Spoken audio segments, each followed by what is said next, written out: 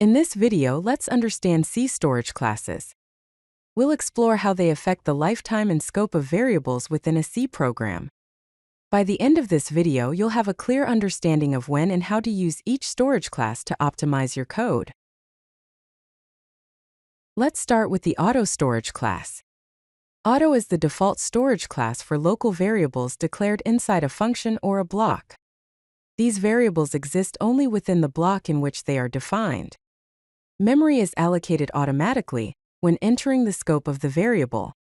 Correspondingly, the memory is deallocated when exiting the scope. By default, auto variables are initialized with garbage values, meaning they contain whatever value happens to be in that memory location. Let's consider an example. Here we have a function named example. Inside this function, we declare an integer variable x and assign it the value 10.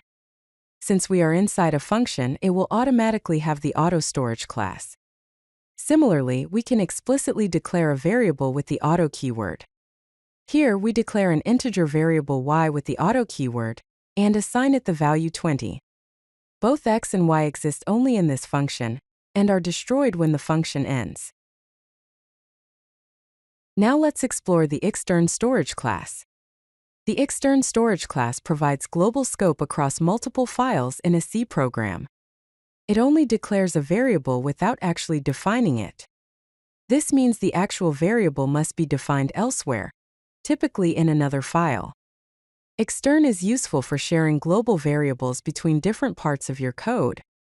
The lifetime of an extern variable is the entire program execution.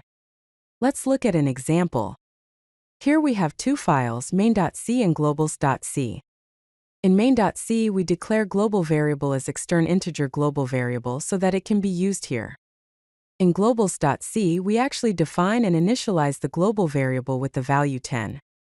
In the main function, we print the value of global variable, which is 10. Then we modify the variable value to 20. The key point is that main.c uses the global variable declared in globals. See through the extern keyword. Next, let's understand the static storage class. Static variables preserve their value between function calls. Local static variables are initialized only once during the program's lifetime. The lifetime of a static variable is the entire program execution, but its scope remains local to the function or block in which it is defined.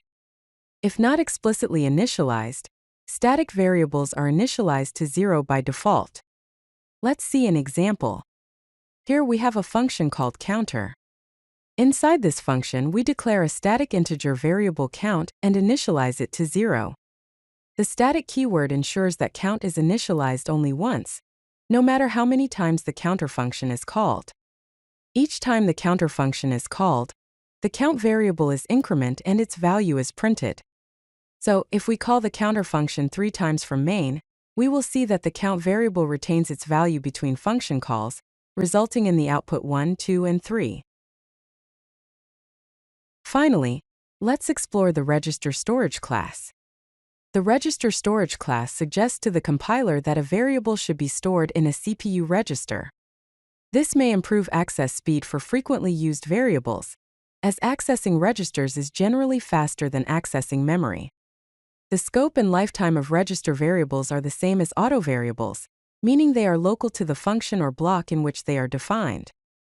One important restriction is that you cannot use the address operator on a register variable because it may not have a memory address. Here's an example. Inside the example function, we suggest to the compiler that the variable counter be kept in a register by declaring it as register integer counter. We then use this counter variable in a for loop. Note that trying to take the address of the counter variable would cause an error, because register variables may not have a memory address. Keep in mind that in modern C compilers, the register keyword is often ignored, as compilers automatically optimize variable storage locations based on various factors. Let's compare the storage classes we've discussed: auto, extern, static, and register. For auto, the scope is local, its lifetime is limited to the function or block, the default value is a garbage value, and it's stored in stacked memory. For extern, the scope is global, the lifetime is the entire program, the default value is 0, and it's stored in the data segment. For static, the scope can be either local or global, the lifetime is the entire program, the default value is 0, and it's stored in the data segment. Finally, for register, the scope is local, the lifetime is the function or block, the default value is a garbage value, and it's suggested to be stored in a CPU register.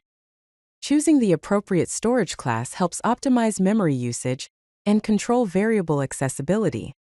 However, keep in mind that modern C compilers often make intelligent decisions regardless of explicit storage class declarations, so it's essential to understand the underlying principles to write efficient and maintainable code. If you like this video, hit that like button and don't forget to subscribe. Visit codelucky.com for more such useful content.